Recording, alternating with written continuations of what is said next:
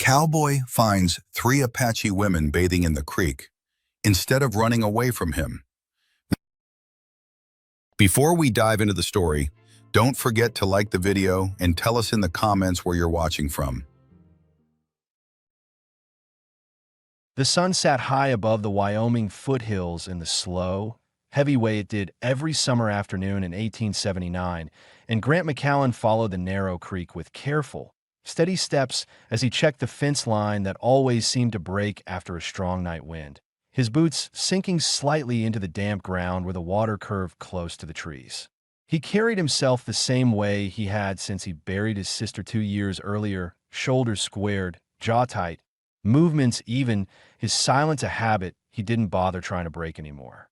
The land around him stayed quiet except for the ripple of the creek and the soft scrape of branches brushing against the worn fabric of his shirt as he pushed through the brush.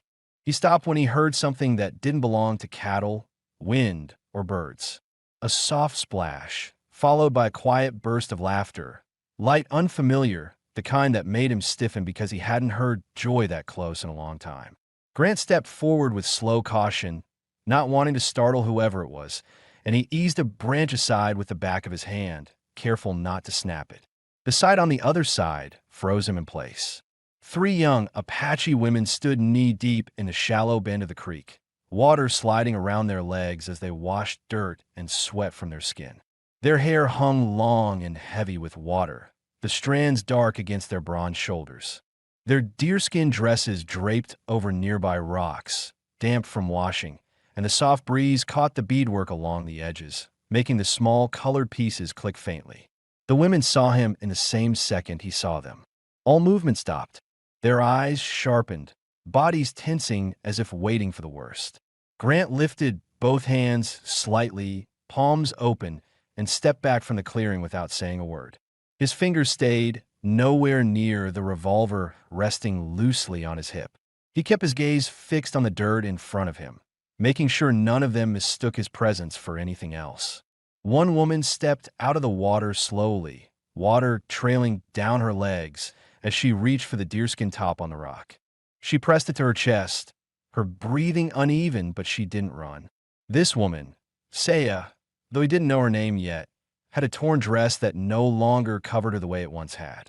The front had ripped low across the chest during whatever they'd survived, leaving a deep, visible line of cleavage that she tried to shield with her arm. Her curves were full and striking, hips that held her strength, a chest that strained against the wet, clinging fabric, and legs marked by scratches from running through the woods. Grant didn't look directly at the torn part of her dress. He kept his focus steady and respectful, anchoring his attention on the ground between them, so she would know he meant no harm. "We don't want trouble," she said in cautious, accented English, her voice tight from fear and exhaustion. "Neither do I," Grant answered quietly, his tone low and even, the same tone he used with frightened horses. "I'm just checking my fence." She studied him, searching for something in his expression. Her companion stayed close behind her, watching every breath he took. "You came alone?" she asked. "Yes." She nodded once, though her shoulders stayed tense. Grant reached into his saddlebag with slow, deliberate movements and pulled out a cloth-wrapped bundle. He placed it on a flat rock halfway between them, then stepped back again. The women didn't move at first. Then Saya approached, eyes locked on him until she reached the bundle and lifted the cloth. Inside was bread he had packed that morning. She broke off a piece, handed some to the others, and when she looked back at him, something in her stance had shifted. There was still worry in her eyes, but the sharp edge of fear had eased.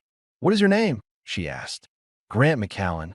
She touched her torn neckline again, trying to hold the fabric together, though the damp leather clung low anyway. "I am Saya." The name settled between them like something fragile. Grant dipped his head slightly in acknowledgement. Saya glanced at his hands, noticing how he kept them still, how he never reached toward his weapon, how he didn't try to come closer even though she stood only a few feet away now.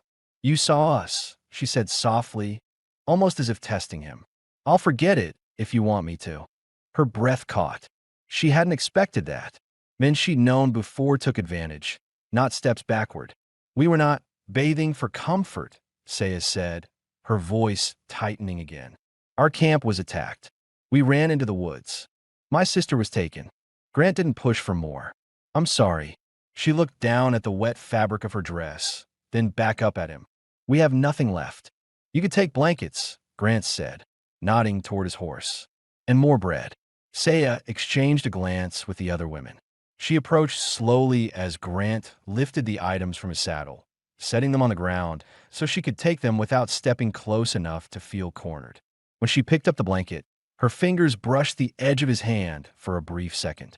The contact startled her, but she didn't pull away. Grant held still, steady, giving her space to decide if she wanted distance or closeness. When she finally stepped back, she clutched the blanket to her chest and swallowed hard. Her voice softened. You helped us without asking anything, she said. You looked like you needed it. The quiet stretched long and steady. The water moved behind them. The sun dropped lower, and Saya's companions gathered closer with their things. Before they turned to leave, Saya looked at Grant one last time, her eyes lingering on his steady posture, his sun-browned face, the careful restraint in every movement. You are different from the men we ran from, she said softly. I'm just trying to do right. She nodded once, then stepped away with the others, their bare feet leaving damp prints on the rocks until the trees swallowed the last edge of their silhouettes. Grant stayed by the creek long after they disappeared, the sound of water steady beside him. For the first time in years, the silence around him didn't feel quite the same. The moment had changed something in him, even if he couldn't name it yet. And as he walked back toward the fence line, he knew that whatever path he followed next wasn't going to be the same as the one he'd walked alone for so long. Grant followed the fence line until the sky dimmed into a steady pale blue that came before dusk settled over the foothills, and he worked with the same slow rhythm he used every evening, tying wire and checking posts, though his mind kept slipping back to the creek bend where the Apache women had stood with water on their skin and fear in their eyes. He had meant to leave the memory behind the second he stepped away, but the quiet that usually steadied him felt unsettled now, filled with the weight of something unfinished. His boots scraped across the dry ground as he walked toward his cabin, and the familiar outline of the small building came into view, leaning slightly from years of wind but still holding firm. Smoke drifted thin from the chimney. He hadn't lit a fire yet. That meant someone else had. He slowed immediately. Grant never rushed into anything, but his steps became shorter, more deliberate, his hand hovering near his holster without resting on it. When he reached the edge of the yard, he noticed small, bare footprints at the doorway. 3 sets slightly different in size, toes pressed deep into the dirt from fast walking. They had come here, the same women. He hadn't expected that. He hadn't expected them to trust him. He hadn't expected them to choose him over the forest. He stepped inside with controlled movement, pushing the door open slowly so the hinges wouldn't startle whoever was waiting. The fire crackled low in the stove, giving off a warm orange glow that filled the small cabin with a soft, steady light. The 3 Apache women sat close together near the stove, wrapped in blankets he knew had been on his horse earlier. They had dried their hair and wrung the water from their dresses, though the torn places remained. When they looked up at him, their expressions held exhaustion mixed with cautious hope. Saya stood at once, pulling the blanket higher around her chest. We came because we had nowhere else to go, she said, her voice quiet but steady. We didn't break in. The door was not locked. Grant exhaled slowly, not angered, not surprised, only aware that they had made a choice based on desperation, not convenience. You're safe in here, he said simply. You can stay until you regain strength. The listeners would wonder why they came instead of hiding deeper in the woods, why they didn't run far from the creek, why they trusted a stranger they met half-naked in the water. Saya seemed to recognize those unanswered questions because she stepped closer, her blanket slipping slightly to reveal the torn neckline beneath, and she explained before he had to ask. The men who attacked our camp were not raiders passing through, she said, keeping her eyes on his. They're looking for us. They know these woods. If we hide in the trees, they will find us before morning. Grant understood immediately. skilled hunters, not wanderers, men who tracked with discipline, men who used speed and intimidation to control. Men would not stop because they had taken one sister and likely wanted more. Grant's jaw tightened with a tension he rarely showed. "Why did they raid your camp?" he asked, giving Saya the chance to fill the gap the listeners would demand to understand. She swallowed, then spoke as if the memory had to be forced through her throat. "We refused to move. They wanted our horses. They wanted my sister because she can trade herbs and medicine. They didn't take us because we ran before they saw us clearly." "Where was your camp?" Grant asked. "About 3 miles northeast, near the ridge with the split rock." Her voice grew softer. "We cannot go back." Grant pulled a chair away from the table and motioned for them to sit, though the women stayed near the stove. They watched him with caution, but Saya's gaze held something different now. An evaluation, the kind someone makes when deciding whether a man can be trusted in the long run, not just for one night. "You're hurt," Grant said, noticing the subtle tremor in her arms. "All three of you are." Saya glanced back at the others, then nodded. "We ran without rest." He reached for a small tin box beneath a shelf, setting it on the table without pushing it toward them, making sure they saw he wasn't trying to invade their space. "I have salve and bandages." None of the women moved. Grant waited, letting silence settle in the cabin. He didn't rush them. That patience became the answer they needed. Saya approached first, her steps slow, her blanket shifting just enough to reveal the bruises along her collarbone and the dirty, torn edge of her deerskin top. She sat across from him at the table, holding herself upright the same way she had by the creek, pride keeping her posture straight even when fear tugged at her strength. She placed her hand on the table, palm down, showing a scrape across her knuckles. Grant opened the tin and dipped his fingers into the salve, then paused, waiting for her to nod before he touched her. When she gave a small nod, he applied the ointment with steady, careful pressure. Her breathing slowed, not from pain, but from realizing he wasn't trying to claim anything through the gesture. The other two women watched closely, seeing that he wasn't taking advantage of her torn clothing or her exhaustion. "Why didn't you leave us at the creek?" Saya asked quietly. Most men would have walked away or tried to make us follow. Grant didn't look up from her hand as he wrapped the cloth around her knuckles. "You look scared." "I don't corner scared people." She studied him for a long moment. "You don't speak much." "Talking hasn't helped me much in the past." That answer held weight. It made her pause. It made the firelight shift across her eyes in a way that told him she understood the shape of a man who survived something heavy. She leaned slightly forward. "What happened to your sister?" The listeners would have asked that by now. They would have wondered why he lived alone, why he carried silence the way he did. Grant kept his movement steady while he replied. "Land dispute," he said. "People acted out of anger. She got caught in it." Saya's breath softened. She didn't offer false comfort. She didn't say she understood. She simply held his gaze, letting the quiet settle in a way that felt heavier than words. "She was young?" Saya asked, voice low. "Too young." Saya nodded once. "I am sorry." He finished wrapping her hand and set the remaining supplies on the table so the other two women could approach if they wished. Saya didn't move away. She stayed seated across from him, blanket slipping enough that the tear in her neckline revealed the curve of her chest again, but Grant didn't change his focus. That steadiness made something unspoken pass between them. Outside, the wind shifted. Someone, or something, moved near the tree line. Grant stood immediately, listening with his head tilted toward the window. The sound wasn't loud, but it wasn't random either. The women froze. Saya rose and stepped closer to him instinctively, the motion quick but not frantic. Grant moved to the window with controlled precision, lifting the curtain just enough to see the darkening yard. The tree line swayed. A branch bent. He didn't recognize the shape, but he knew it wasn't an animal. He rested one hand near his revolver, but didn't draw it. "They're close," Saya whispered. "Maybe," Grant murmured. "Or maybe it's just the wind." Both knew it wasn't just the wind. Grant lowered the curtain and turned to her. "You can stay here tonight. All of you. Bar the door when I step outside. I'll make sure nothing is creeping too close." Saya reached for his wrist suddenly, stopping him.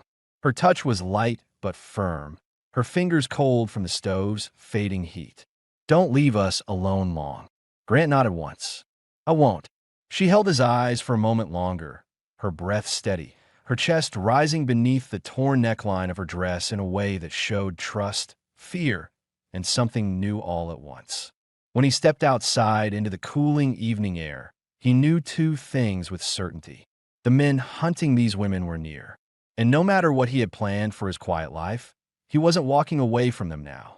Grant moved into the yard with the same quiet precision he used when tracking strays after sundown, and the air cooled around him in a way that made every distant sound sharper, every shift in the tree line clearer. He kept his breathing steady as he scanned the ground near the cabin, the thin layer of dust on the path catching the last light of dusk. At first he saw nothing unusual, but when he stepped closer to the small row of cottonwoods that bordered the clearing, he noticed a set of impressions, shallow, deliberate, and spaced like someone trying not to be heard. They weren't the women's prints. These were larger, heavier, pointed in different directions, as if the person had paused, watched, and changed course more than once. Inside the cabin, he heard the faint scrape of the door bar, sliding into place, and Saya's low voice instructing the other two women to stay near the stove. Grant didn't turn back to look. He crouched low, fingertips brushing the edges of the tracks. The listeners would have wondered if these belonged to the same men who raided the women's camp. And he knew the truth before he said it aloud. Someone had followed them. He straightened slowly and circled the cabin once, checking each corner with the kind of care that came from years of moving alone in dangerous country. A broken twig lay behind the shed. The fresh split would still clung with sap. Whoever had been here left less than an hour ago. He returned to the door, tapped twice so the women knew it was him, and waited for the bar to be lifted. The door opened just enough for him to step inside, and Saya stood closest to the entrance, her blanket wrapped tight around her shoulders, her hair loose from being hastily braided earlier. Her eyes searched his face before he even spoke. "You found something?" she said quietly. "Footprints," Grant answered. "Someone circled the yard before I came home. They weren't rushing. They were watching." The other two women tightened their grip on the blankets, unease spreading across their faces. The listeners might wonder if Saya recognized the tracking style, if she knew exactly who had trailed them this far, and she stepped forward as if answering that silent question. "The men who took my sister are not strangers to this land," she said, voice tense. "They move in small groups, usually 2, sometimes 3. They don't fight loud. They sneak close, then come fast." Grant nodded once. "That matches the tracks." Saya stepped closer to the table, lowering her blanket slightly as she leaned on the edge for support, revealing a fresh bruise along her upper arm that hadn't been visible earlier. Grant noticed, but didn't draw attention to it. Instead, he reached for the water jug, poured a cup, and set it in front of her without a word. "Why are they trailing you so far from your camp?" he asked. Saya accepted the cup, hands trembling from exhaustion rather than fear.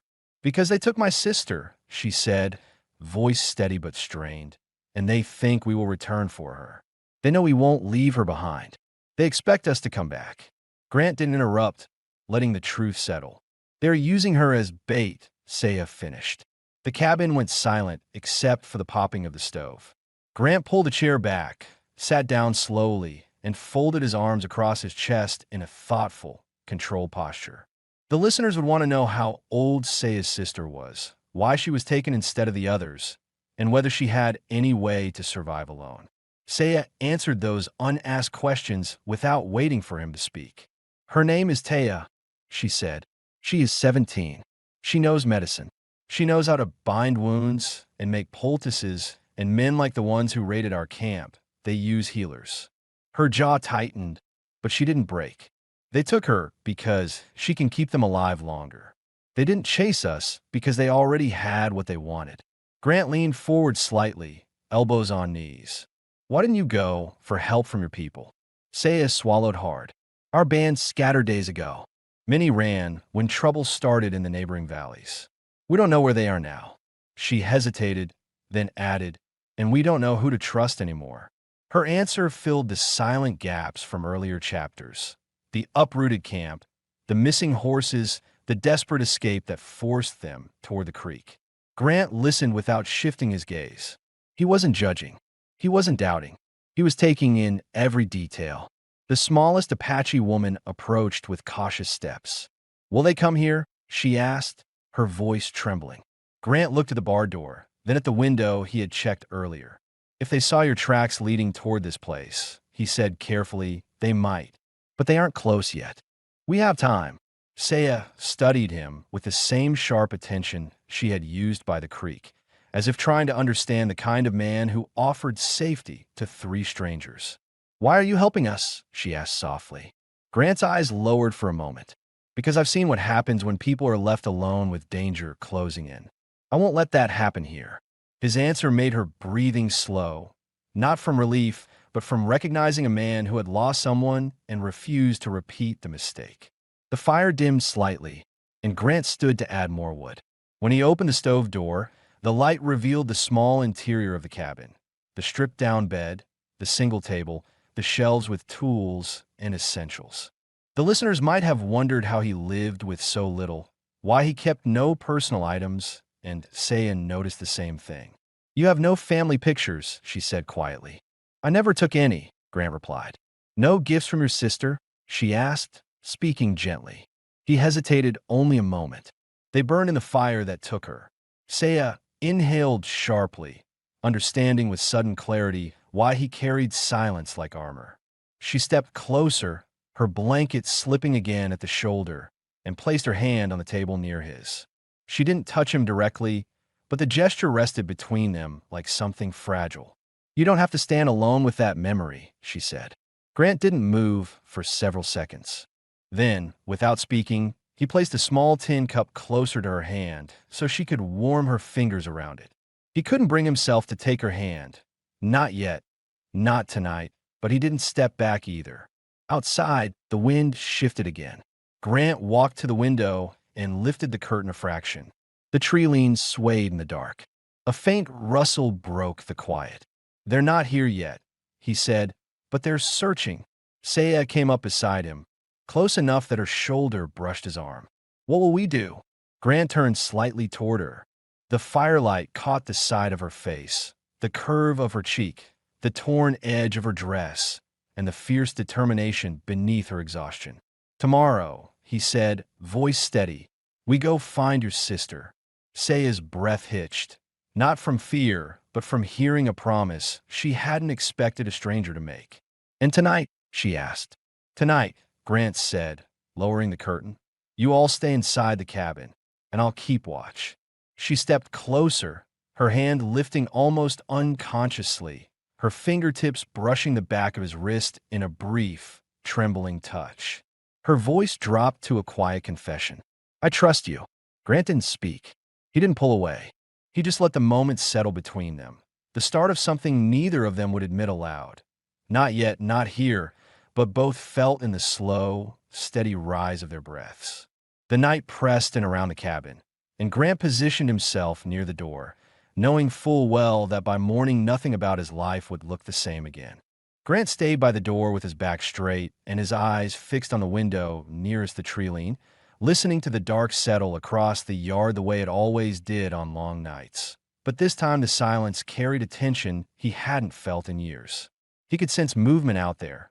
Small shifts in the branches, a faint scrape of something pushing through brush, but nothing came close enough to show itself. Inside the cabin, the three women slept near the stove, wrapped tightly in blankets, their breathing soft and uneven from exhaustion. Saya lay closest to the fire, one arm tucked under her head, her torn dress partially hidden beneath the blanket. Her hair had dried in loose waves, framing her face in a way that made her look younger and more vulnerable than she had appeared earlier. Grant turned away from the window for a moment to check on them, and he noticed the listeners would wonder why he didn't try to send them deeper into the canyon or toward the nearby trading post for safety. He hadn't explained that the trading post had closed after a robbery earlier that spring, or that the nearby settlers didn't welcome Apache visitors. He added that missing piece now by thinking through the situation with careful logic. "There's no safe place to send you," he said quietly. more to himself than to them. The ridge is too open, and the town's too far. We handle this here. He spoke in a low voice not meant to wake them, but Saya stirred anyway, shifting under the blanket. She rose halfway, the fabric slipping from her shoulder to reveal the curve of her collarbone and the edge of the torn neckline. She didn't pull the blanket up right away. She simply watched him with tired eyes. "You haven't slept?" she whispered. "I'm fine," he replied.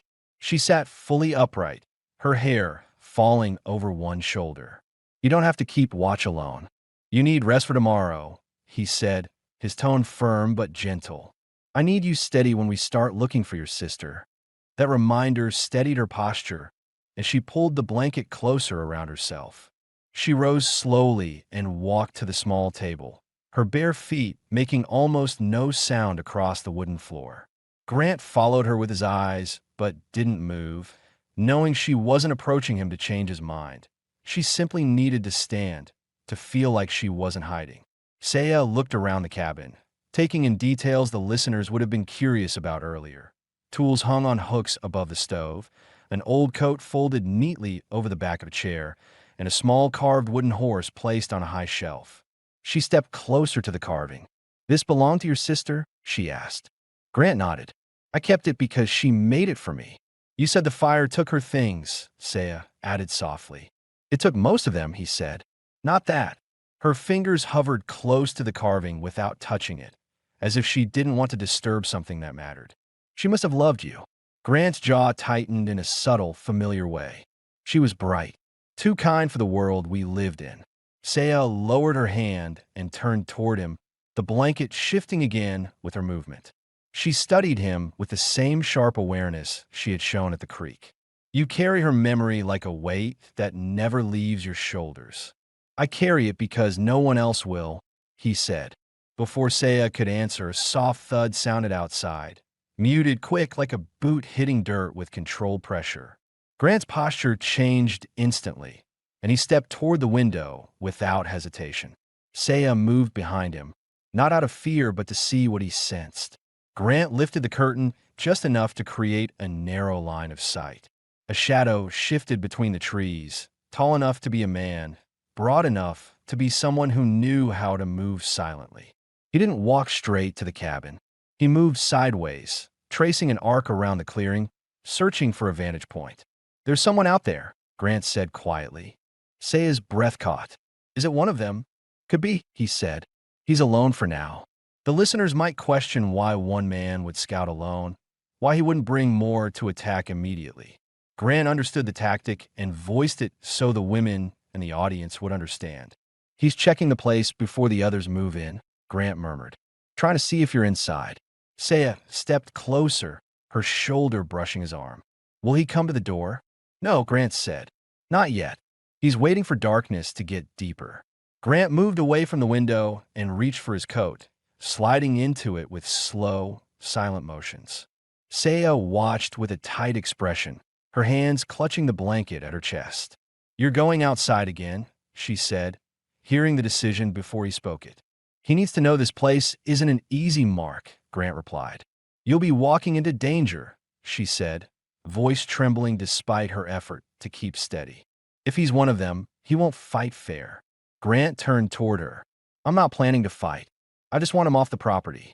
Saya closed the distance between them. The blanket slipped slightly, exposing more of her torn neckline, but she seemed unaware of it. Her eyes held an urgency that wasn't fear of the man outside, but fear of losing the one person who had offered protection without force. "If something happens to you," she said quietly, "we won't survive." Grant held her gaze. "Nothing is going to happen to me."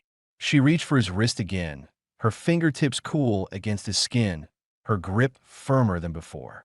The contact grounded them both. She didn't release him until she knew he wasn't changing his mind. "Come back," she whispered. "I will," he said. He stepped outside once more, closing the door without a sound. The women barred it from within, and Saya stood frozen behind it, listening for movement in the yard. Grant moved toward the shadowed tree-line, each step measured. The man hidden between the trees shifted again, a slower movement this time, as if he had finally noticed Grant's approach. Grant stopped at the edge of the yard, hands open at his sides, letting the stranger know he wasn't sneaking. The man stayed still, but Grant's voice reached him anyway. "You've seen enough," he said into the darkness. "You come closer," you answer to me. For a long moment, nothing happened. Then a silhouette eased backward into the deeper dark, moving silently the way trained men move when they know they've been spotted. Grant waited until the shape disappeared completely. When he returned to the cabin, Saya lifted the bar before he could knock. She pulled the door open, stepping back with visible relief when she saw him unharmed. The other two women exhaled at the same time. "He's gone," Grant said, "but he'll be back with more."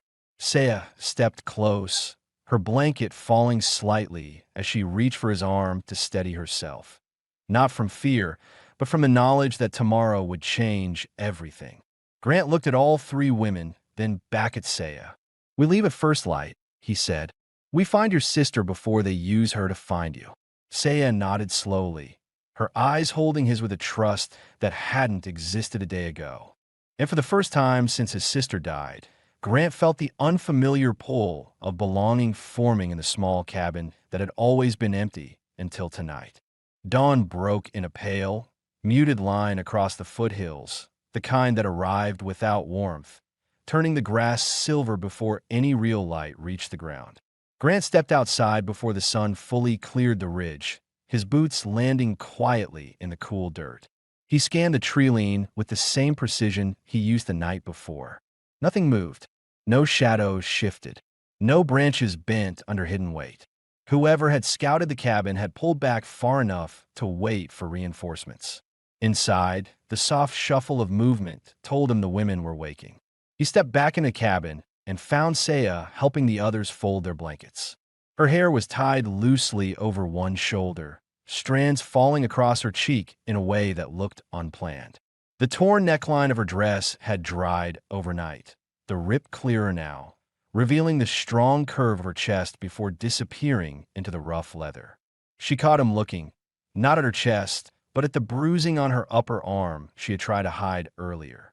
She lowered her gaze, then lifted it again, as if reminding herself she didn't need to hide anything here. "We move now?" she asked. Grant nodded. "Before they come back." The smallest woman, the one who had barely spoken, lifted her chin. "How far is the split rock from here?" "A little over 3 miles, Grant said. "But getting close without being seen will be harder than the walk." Saya stepped closer to him. "They keep Taya near the canyon or deeper in the shelters?" "We'll find out," he replied. The listeners would wonder whether Grant had ever tracked dangerous men before, whether he understood how to approach a camp that didn't want to be found. He added the missing clarity now. "I worked with a territorial scout when I was young," he said. "He taught me how to read a camp before stepping into it." Saya studied him quietly. "You've seen men like them." "I have," Grant answered, "and I know how they think." He packed supplies into a small canvas sack. Bread, a tin water flask, bandage strips, and a small hunting knife he rarely used because he preferred his revolver locked in its holster unless absolutely necessary. The women prepared themselves, tightening belts around their dresses, smoothing their hair, and adjusting the small pouches tied to their waists. Saya slipped a bone-handled knife into the side of her dress. Grant hadn't seen it before. "You had that yesterday?" he asked. "I hid it in the creek stones when we went in the water," she said. "I didn't want you to think we meant harm." Grant nodded once. "Good. Keep it close." Before they stepped outside, Saya paused, facing him directly. "You said he'll return with more men," she said quietly. "How many do you expect?" 4 or 5, Grant replied. "They'll leave one behind to watch your tracks. The rest will move fast." She nodded, steadying herself with a slow exhale. "We'll be faster." Grant opened the door, letting them out one by one. The morning air was crisp, and the forest carried the damp scent of night. He motioned for them to stay close as they crossed the yard, and Saya walked beside him with focused silence. The other women followed, just behind, scanning the shadows the way someone does when danger has shaped their instincts. Once they reached the creek trail, Grant crouched low near the bank. Fresh impressions appeared in the mud, print from the night before, but deeper now, meaning the scout had stayed longer than he originally thought. Saya knelt beside him. "How close did he come?" Grant pointed to a footprint angled toward the cabin. Close enough to see inside if he wanted. But he didn't. Why? He was gathering information, not attacking. Saya swallowed. Then they know we're here. They suspect, Grant corrected softly. Not know. The listeners might ask why these men had not struck already, why they didn't storm the cabin in the night. Grant could see the answer clearly. They want Taya to draw you out, he said. If you vanish, they lose their advantage.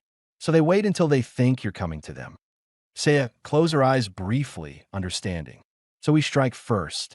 Grant stood and adjusted the strap on his saddlebag. Exactly. The four of them traveled along the creek, staying in the shadow of the tall pines. The ground rose slowly as they approached the higher ridge. Through the trees, the sun broke in thin streaks, illuminating patches of land before slipping behind trunks again. Saya moved with surprising steadiness despite exhaustion.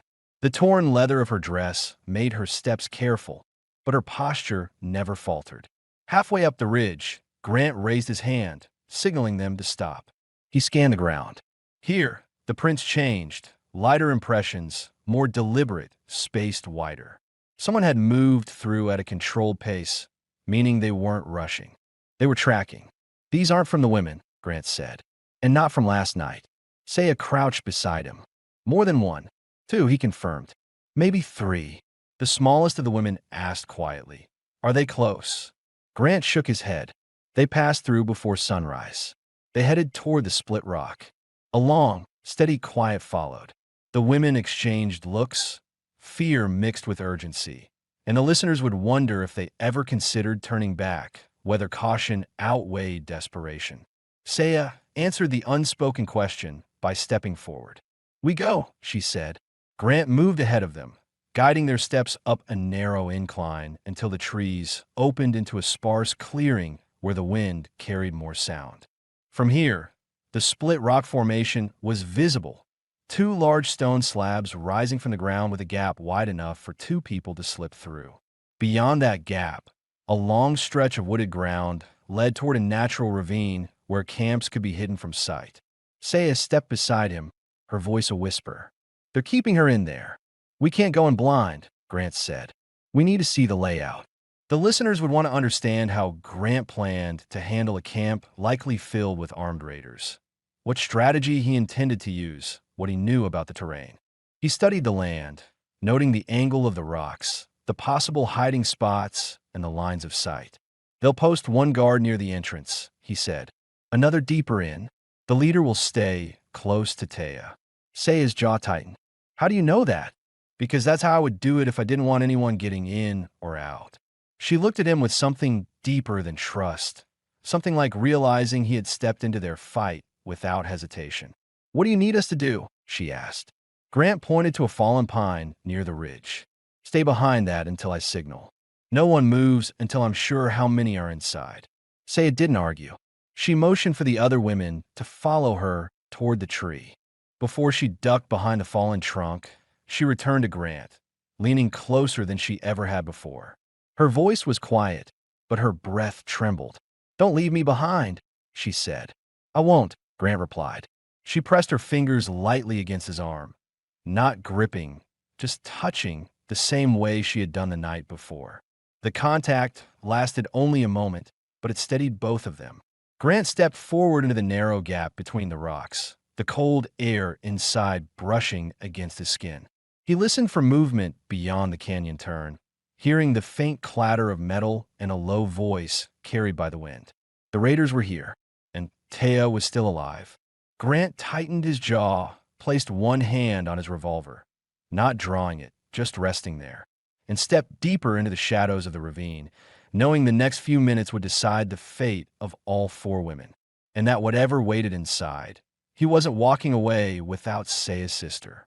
Grant slipped into the narrow throat of the ravine with slow, measured steps, the rock walls rising on both sides and uneven slabs that funneled sound in a way that made even the softest footfall echo faintly.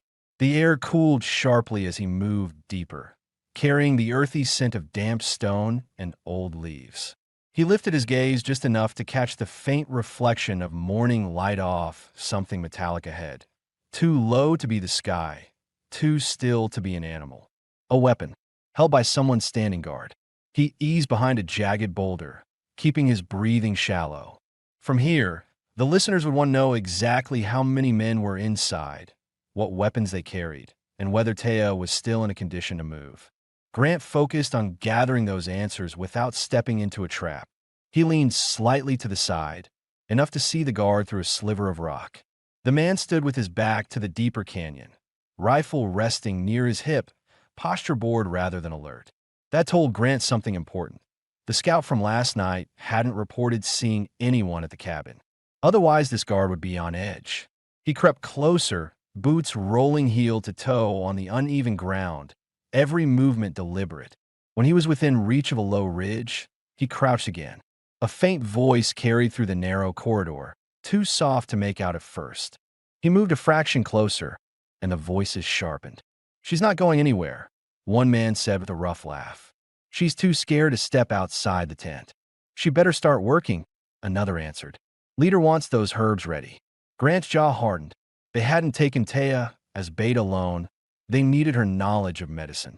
That meant she was alive, but likely tired, hungry, and frightened. The guard shifted, scratching his neck as he turned slightly. Grant took that moment to slip to the opposite rock wall, moving with a calm speed that brought him within 10 feet of the man.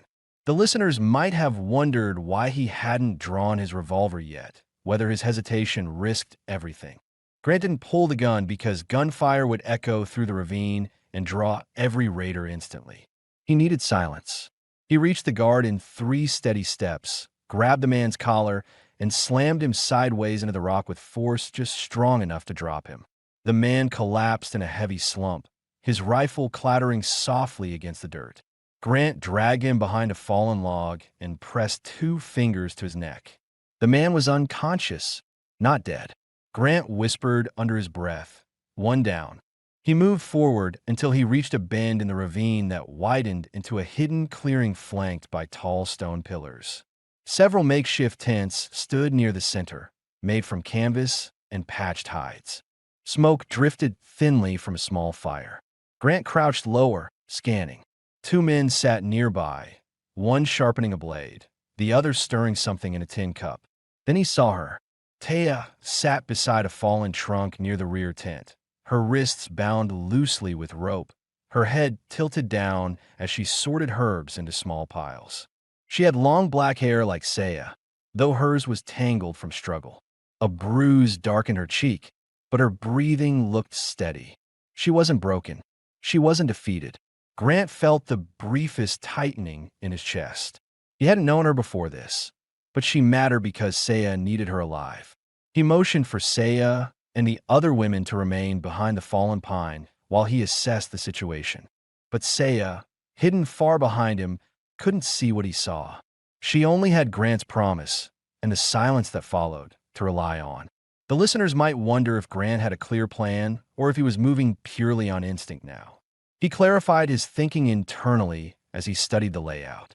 There were 3 men in camp, not counting the scout he had seen last night.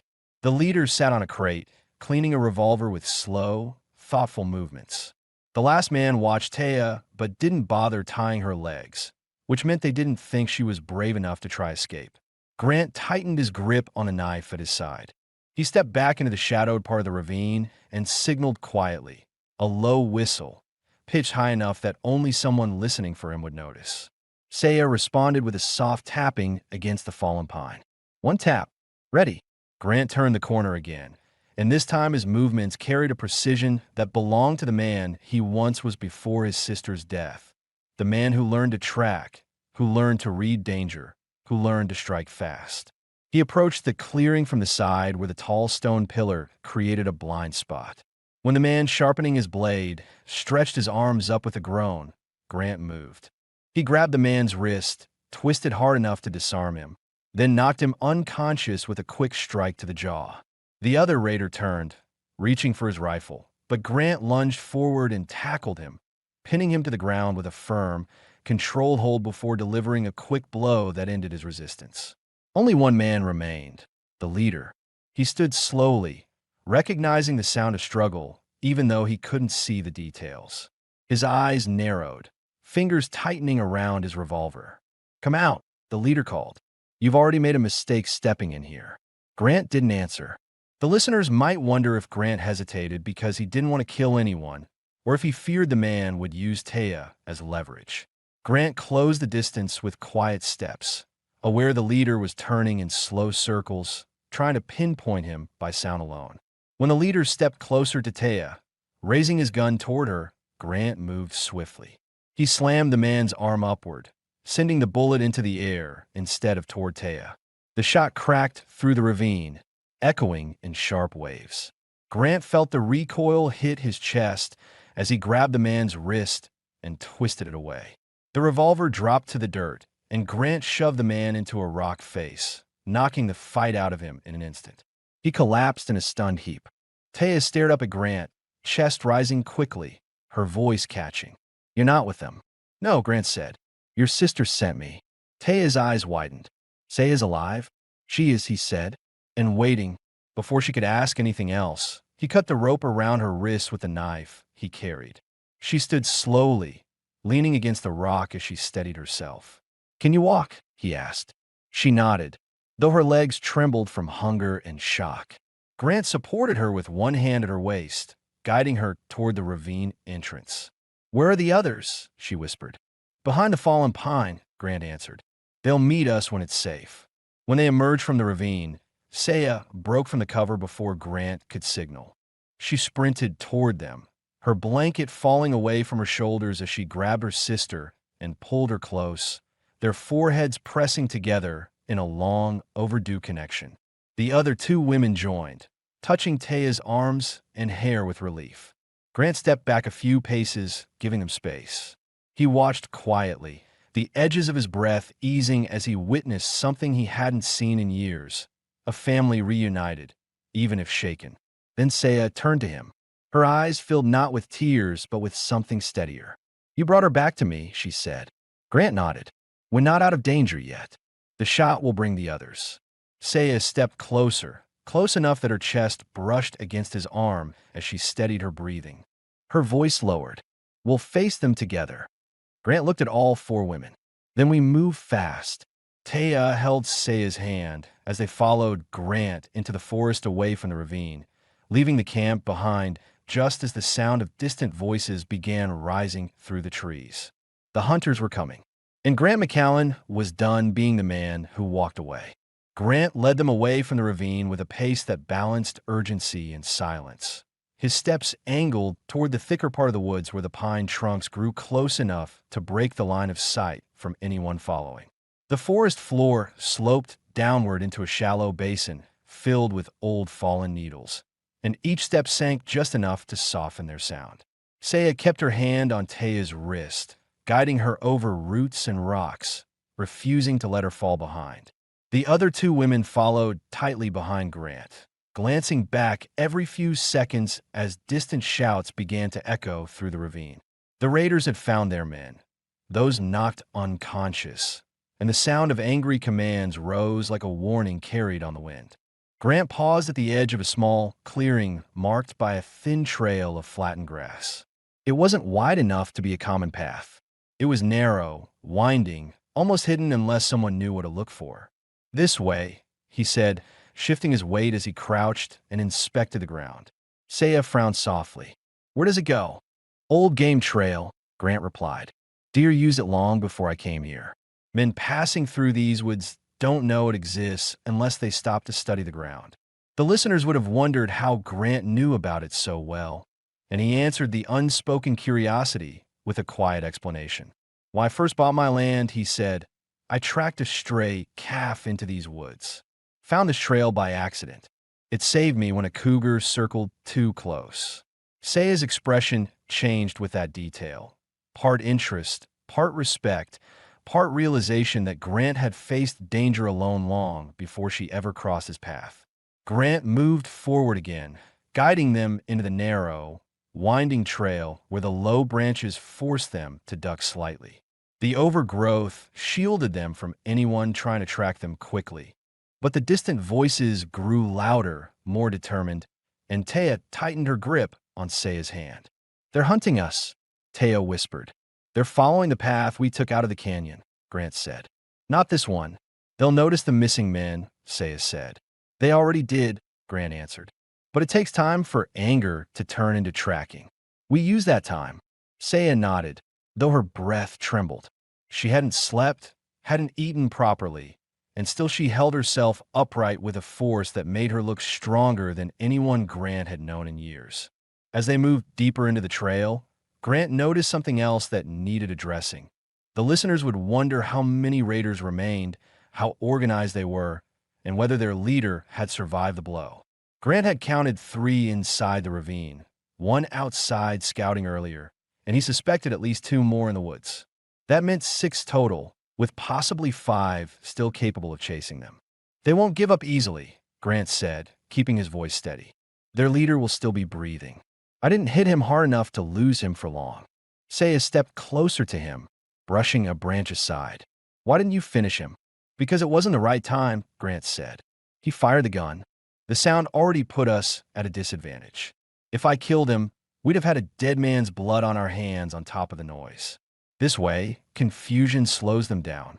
Saya processed that with a look that wasn't admiration, but something deeper, an understanding of the careful thought behind every one of his movements. They reached a point where the trail branched in 2 directions, one leading toward a steep rocky incline, the other dipping into a small glen filled with ferns and wild grass. Grant crouched to examine the ground again, running his fingers along the bent stems. We go right, he decided. The left slope gives too much noise if you slip. Taya leaned forward.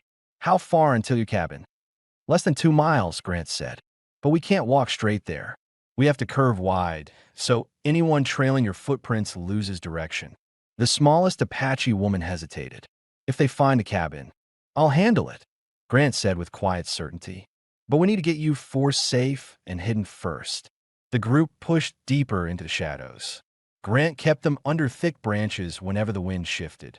He could read the forest the way other men read maps, and his calm control settled the rising panic inside the group. But the women's fatigue grew more obvious. Taya stumbled once, her legs giving briefly from weakness. Saya caught her, holding her upright with a firm arm around her waist. Grant stopped instantly and returned to them. We rest for 1 minute. Saya shook her head. They're close. 1 minute, he repeated. Strength matters more than speed. He helped Taya sit against a fallen log, handing her a strip of dried bread from his bag. She ate slowly, chewing with difficulty, but each bite steadied her. The listeners might wonder why Grant didn't carry her, why he didn't push harder despite danger. He addressed that with his actions. He knelt beside Taya and checked her breathing, her pulse, the clarity in her eyes. You can walk, he said gently, but tell me the second your legs fail. I'll carry you then. Not before. You need to keep your own weight as long as you can. Taya nodded, grateful he treated her like someone capable, not a burden. Saya placed a hand on Grant's shoulder briefly, her touch soft but firm. You know how to lead people, she whispered. Grant looked at her with a calm tension. I know how to get people out alive. The moment lingered between them until a faint snap of a twig snapped the quiet apart. Grant rose in one swift movement, his hand resting over his revolver but not drawing it. He motioned for silence. The women pressed closer together. A distant voice floated through the trees, low, angry, searching. They couldn't have gone far. Grant's eyes sharpened. The raiders were spreading out. He guided the women further along the trail, moving at a quicker pace now that they were regaining strength. The brush thickened ahead until sunlight barely reached the ground. They squeezed through tight clusters of branches, each step controlled. Finally, Grant saw it, the small ridge that curved toward a hidden hollow behind a fallen boulder. A place few people knew existed. A place he had used once before when avoiding a debt collector after his sister's death. This way, he said, no one will find you here. He led them behind a massive boulder where the earth dipped into a quiet hollow large enough for the 4 women to crouch, but sheltered from view in every direction. Saya looked uncertain. What about you? I'll lay a false trail, Grant said. Draw them south, then double back. Taya grabbed his sleeve suddenly. If they catch you, "They won't," Grant said with steady calm. Saya stepped close, her chest rising beneath the torn leather of her dress, her breath brushing his collarbone as she looked up at him. "Come back," she whispered. "If you don't return, everything we've gained today disappears." Grant let that plea settle inside him, more powerful than any he'd heard in years. He cupped her elbow briefly, his first intentional touch, his thumb brushing her skin with a careful steadiness. "I'll return," he said. No promise had ever felt heavier or more honest. He stepped away from the hollow, moving toward the open forest to create the trail that would lead the raiders far from the women. And behind him, hidden in the shadows, Saya watched him go with a mix of fear, trust, and something deeper beginning to take shape, something neither of them had dared name yet. Grant McCallan disappeared into the trees, and the forest held its breath. Grant moved into the thicker part of the forest with a fast, controlled stride, the kind that left a clear enough trail to draw men in, but subtle enough to convince them it hadn't been made on purpose. He snapped a few branches low to the ground, dragged the heel of his boot through patches of loose soil, and kicked pine needles aside in a way that mimicked panic rather than strategy. The raiders were close enough that their voices carried through the trees. Short commands, frustrated muttering, and the unmistakable sound of rifles brushing against brush as they pushed forward. He kept his breathing steady as he curved his path south, leaving the women hidden behind the boulder's shadow. Every decision had to be exact. Too clean a trail, and the raiders would sense a trick. Too messy, and they might stop to reassess, doubling back before he bought enough time. The listeners might wonder whether Grant had ever performed something this risky before, and the truth settled quietly in his mind as he moved. He had done similar work once, years ago, when protecting a neighbor's boy from a violent land baron, slipping through the woods to draw danger away. But back then, he had only been responsible for one life. Now he guarded four. He stopped near a down tree and crouched to inspect a patch of moss. Fresh leaves had fallen from branches above, small ones disturbed by motion. Someone had passed through here just minutes earlier. Grant knelt lower, listening. A faint crunch echoed to his left, another to his right. They weren't splitting up, they were encircling. "They're moving fast," he whispered to himself, and the realization tightened something inside him. He broke into a quicker pace, but kept it quiet, sliding between brush and weaving through narrow paths only someone with long familiarity with the terrain could navigate. He reached a small ridge he'd used once before as a lookout point. From there, he saw them. 5 figures pushing through the trees, 2 scanning the ground for prints, the others watching the forest edges. They were armed, tired but determined. One raider lifted his head. "Tracks curved south." Another cursed. "He's leading us away. The women might be doubling back. Then we catch him first." The leader barked, still furious from the blow Grant had dealt him earlier. Their pace increased. Grant had succeeded. He had their full attention. But he hadn't bought nearly enough time. He moved fast toward the creek bed, planning to use the water to mask his trail. He slid down the bank and stepped into the shallow stream, the cold water pushing against his boots as he hurried along the narrow channel. He walked for 20 yards, then stepped onto a patch of thick moss to avoid leaving prints. The forest ahead ballooned outward into a small clearing filled with sunlight. He stayed low, listening again. The woods behind him erupted with movement. The raiders had found the creek. He went through here. Fan out. Grant ducked behind a cluster of ferns, body still, breath slow. For a moment, he couldn't see them, but he could hear them, cloth brushing against branches, the faint click of rifle bolts, a heavy footstep on stone. The listeners would question whether Grant feared being caught, whether he ever hesitated to risk his life for strangers. But the truth was plain. Fear didn't dictate his steps. What held him still was calculation, not panic. He waited until 2 men passed by his hiding place, their eyes fixed on the stream ahead. The leader lingered behind them, slower than the rest, scanning the area with suspicion. He saw the faint moss crushed by Grant's boots and froze. Grant stayed motionless, knowing the next choice meant everything. The leader took one more step toward Grant's hiding place. Grant burst from the ferns, hitting the man hard enough to knock him sideways. They both slammed into the dirt, the raider swinging wildly with his rifle while Grant pinned his arm. The rifle discharged into the air, sending a sharp crack through the woods. Birds exploded from branches overhead. The other raiders spun toward the noise instantly. Grant stunned the leader with a solid strike to the jaw, but the man twisted, grabbing Grant's coat as he fell. Grant tore free and bolted into the deeper woods, weaving through trees with long, powerful strides.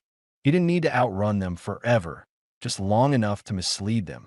The raiders followed, yelling orders, struggling to keep up, crashing through brush that Grant avoided with ease. He cut left, then right, doubling back just enough to confuse direction. He slipped down a rocky slope and paused behind a stump to listen.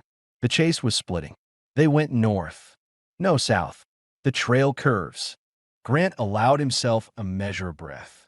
The confusion would give him the final window he needed. But the listeners might question whether he had a clear way back to the women. He considered this quickly. He couldn't retrace his path. The men were scattered everywhere.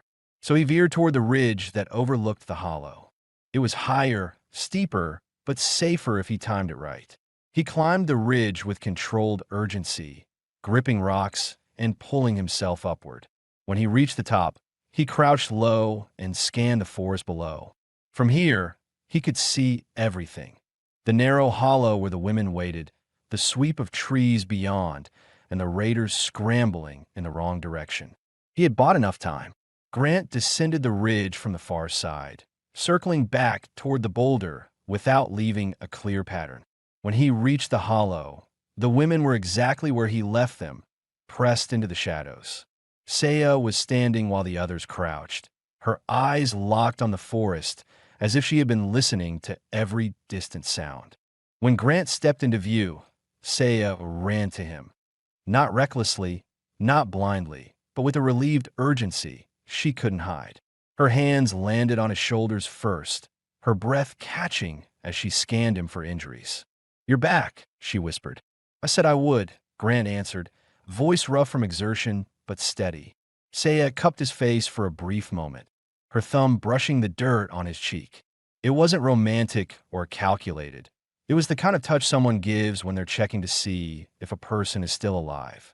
Then she pulled her hand away, her breathing settling as the weight lifted from her shoulders.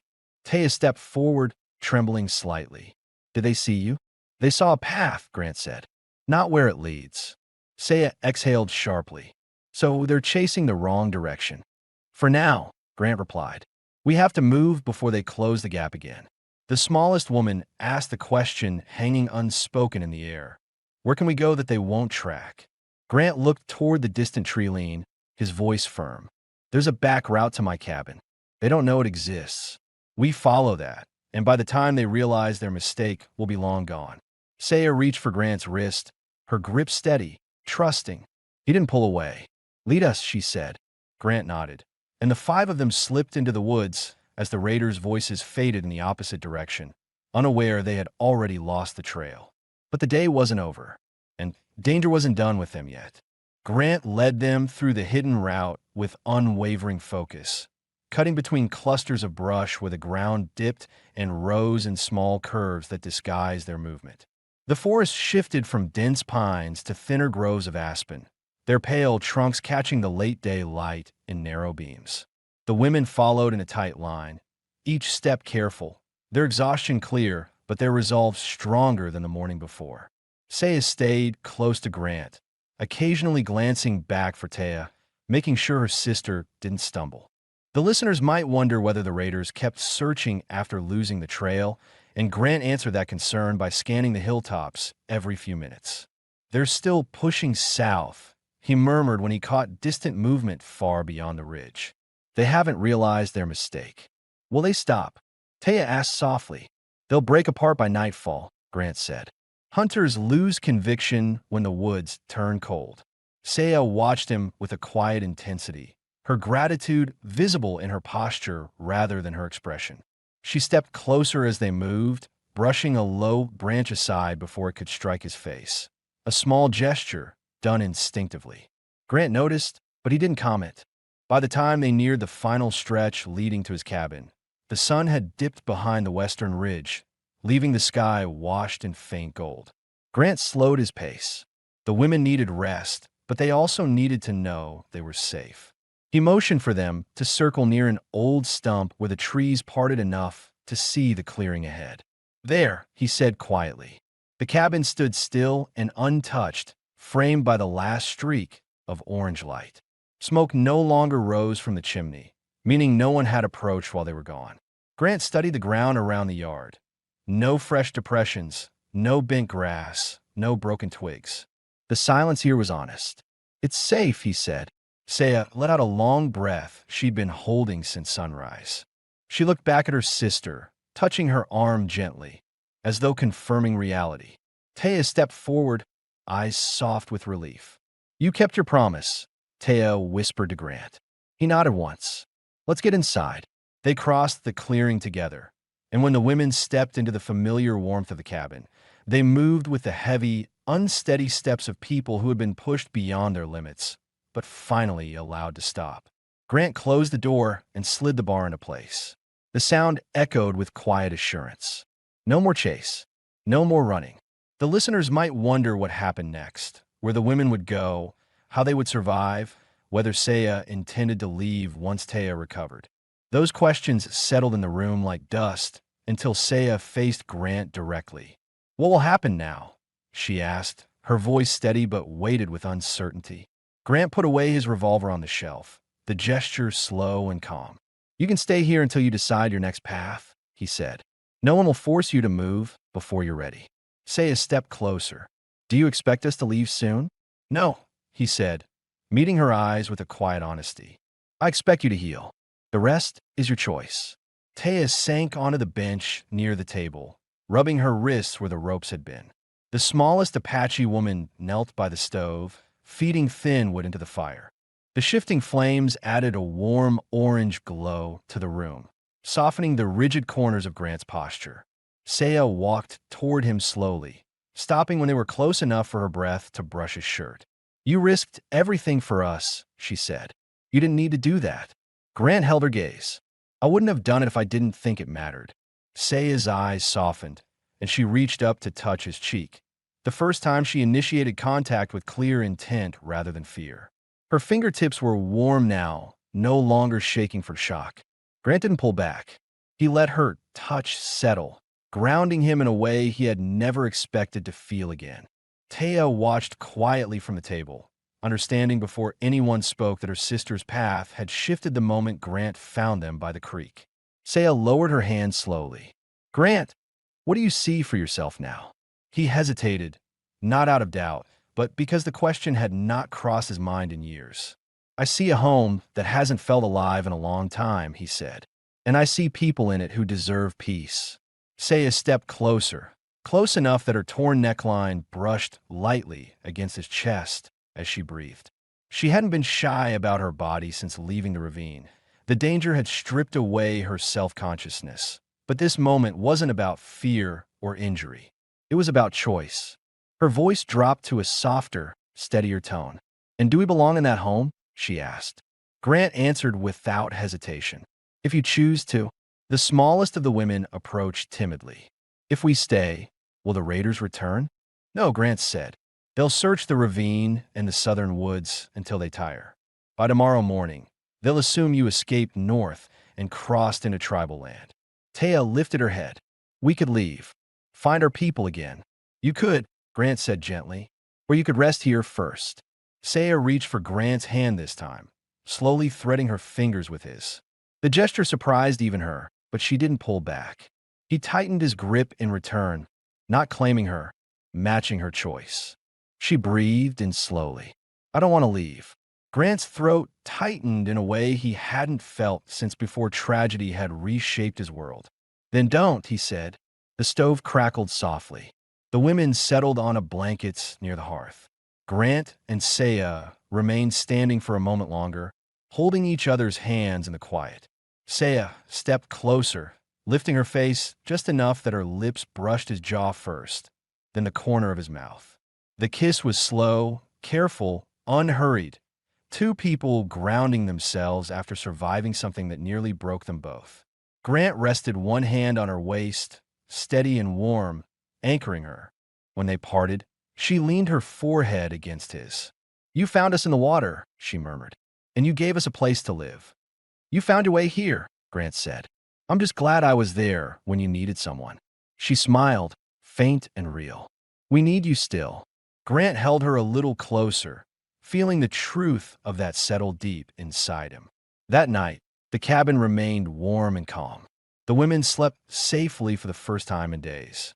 Grant and Saya shared quiet conversation near the window, speaking softly about what they might do after rebuilding strength, perhaps repairing the broken fences together, sharing the land, letting Taya gather herbs safely, and letting life settle into something steady.